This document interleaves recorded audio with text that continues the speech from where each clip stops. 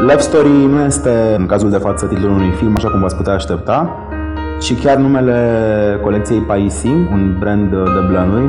Noi suntem la a doua colaborare, așa cum v-ați obișnuit, și tema acestei colecții, care e o colecție, de fapt, clasică prin excelență, are la bază tocmai legătura dintre un bărbat și o femeie, adică povestea e dragoste, eternul feminin, eternul masculin, totul într-un film pe care l-am imaginat foarte unitar, din punctul nostru de vedere, filmul unei femei moderne, ale femeii moderne care știe să aprecieze atât blana, cât și elementele mai cool, o zonă de fashion, mă rog, foarte și clasică și avangardistă. Și care știe să poarte blana, nu doar cu rochii de seară elegante, ci și cu o pereche de jeans super cool sau niște pantofi bătăști, nu? De inspirație masculină, exact.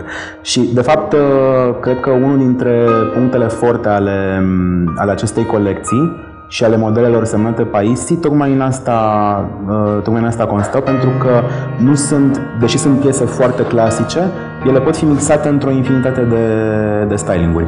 Da, și întotdeauna sunt reinterpretate și foarte nou acum este cașmirul în combinație cu blana. Sunt hainele noastre preferate din cașmir cu blană, care sunt absolut superbe și o să le vedeți în câteva imagini foarte frumoase. Și mai sunt aplicații de dantelă, de asemenea o noutate pentru ce înseamnă blană, pentru că nu v-ați aștepta la asemenea alături de materiale. Și asta ni se pare din nou un exercițiu foarte cool la nivel de design. Hainele Paisi tocmai prin asta atrag, pentru că ele, cum vă spuneam, pot fi mixate în foarte multe variante de styling și pot fi purtate mai multe categorii de femei din categorii diferite de vârstă. Sunt foarte fashion, foarte moderne.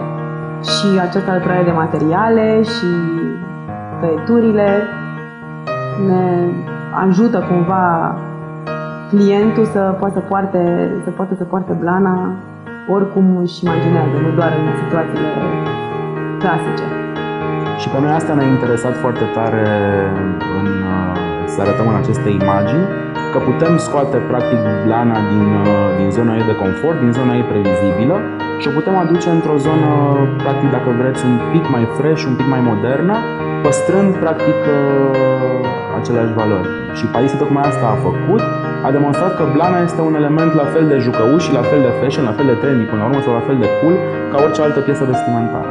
O chestie care mi s-a părut mie foarte cool la aceste haine, la noua colecție. Mixul cu cașmirul. Da, mixul cu cașmirul pe de-o parte și pe de altă parte faptul că au fost îmbinate mai multe diferite tipuri de blană. Spre exemplu, vizon cu vulpe sau lynx cu vizon, lynx cu vulpe, adică avem haine formate din mai multe 2-3 tipuri de blană, ceea ce mi se pare o chestie inovativă și o chestie foarte nouă. Hainele Paisi, nouvelle vague în materie de blănuri.